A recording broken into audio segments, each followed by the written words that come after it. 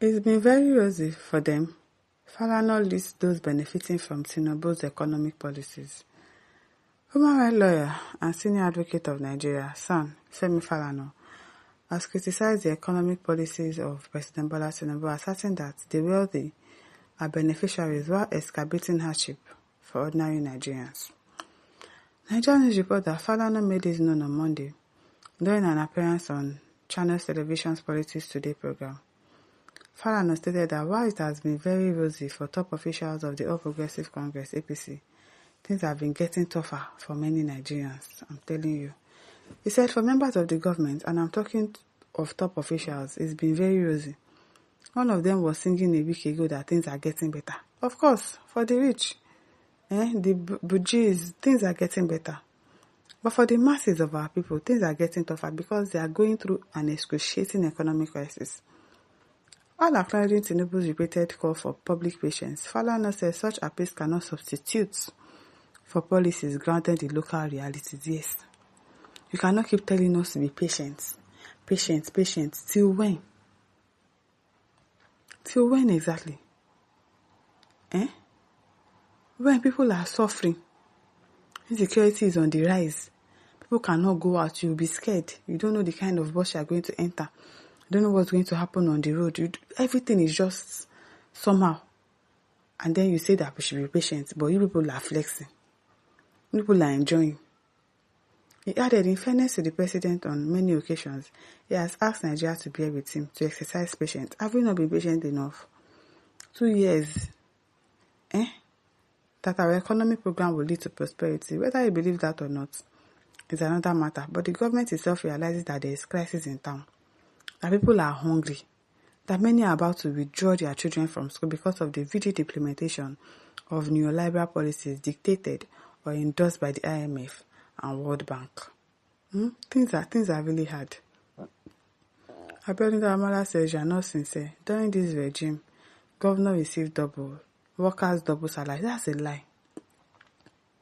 That's a lie. See that 77,000, how much they implement? Some have not started collecting it.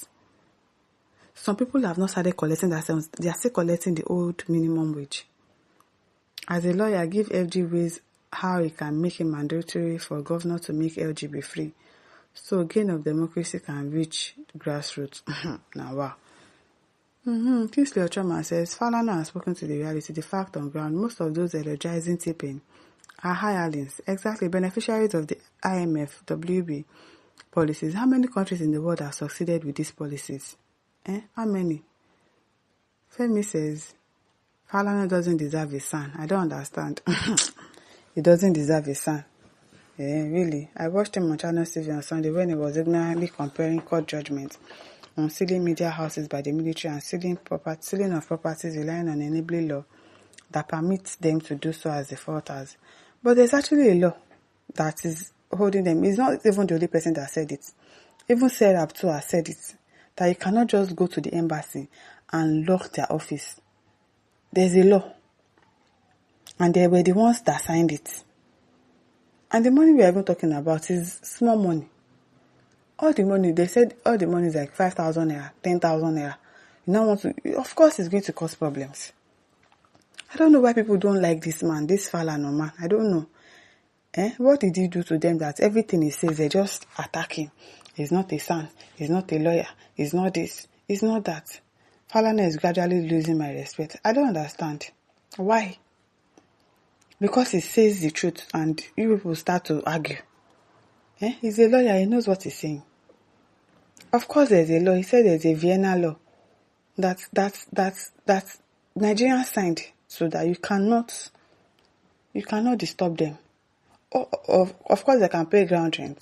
But you cannot just go abruptly and lock up their place. I don't understand. Gosinodo says, you see the problem with you fellas, leave his qualification alone and deal with the issue he has mentioned. Is it true? Is it false? What has he said? Do you get? What he said, is he lying? He's not lying now. Because people don't like somebody, everything he says now, you just turn a blind eye to it and say, oh, that Falana, he doesn't deserve to be a son. Since that issue of Bobrisky, he's a lawyer. He is a lawyer. That is his job. If he doesn't do it, how is he going to get paid? I don't understand. Since that time, they've been having issues with whatever he has to say, and it's mostly saying the truth. That's the cocoa. Is what he's saying, is it true of us? People are suffering under the heavy yoke of this government, and that is what the man has mentioned. You, for instance, say nothing about that. Your interest is in attacking the person of Falana. I find it appalling, really appalling. Everybody just wants to attack this man, but he's mostly saying the truth. Mostly. I don't understand.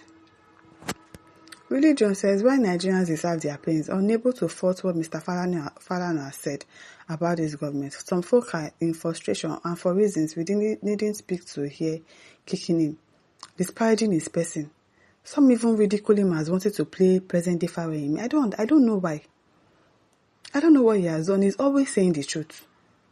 The irony is that some of these antagonists are firmly in the socio-economic bracket on whose behalf Falana believes he is speaking. Exactly. Some of them, they don't have money to eat. Some of them, they are suffering and smiling. But there's somebody that is actually speaking truth to power. You come and be saying, Falana is this. He's not a son. He doesn't deserve to be a son. Yeah, he's losing your respect. I don't understand. Not a few of them can afford 3 meals a day, but are too myopic to accept anyone speaking truth to power. I don't get it.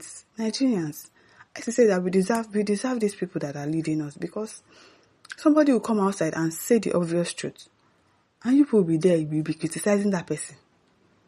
You'll be criticizing that person. How for now?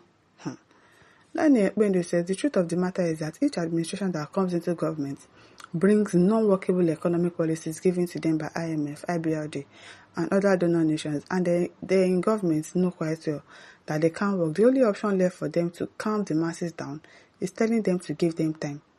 Throughout Buhari's time, it was give us time. At the end of the day, what did he achieve? Huge debt all over the place. Nigerians should find a way to hold them responsible. We cannot keep saying, oh, give us time. Be patient. Till when, sir? Till when? Till when? It is well with you people, though. Emmanuel Gozi says there should at least be a little reflection of change to inspire confidence in the renewed hope. But so far, it has been nothing but talk. The living standard of the masses is nosediving every day. And the sycophantic political class who wants nothing but a little piece of the cake are busy singing praises of Tinubu. Tinubu is also deceived, thinking this is how the masses sees it. Exactly, we are suffering. But yet those people go to him and say, oh, everything is well and good.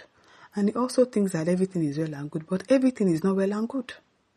It's not. Now for us, so listeners, over to you. Your thoughts. Don't forget to like, share, and subscribe. Thank you for listening. See you some other time. Bye.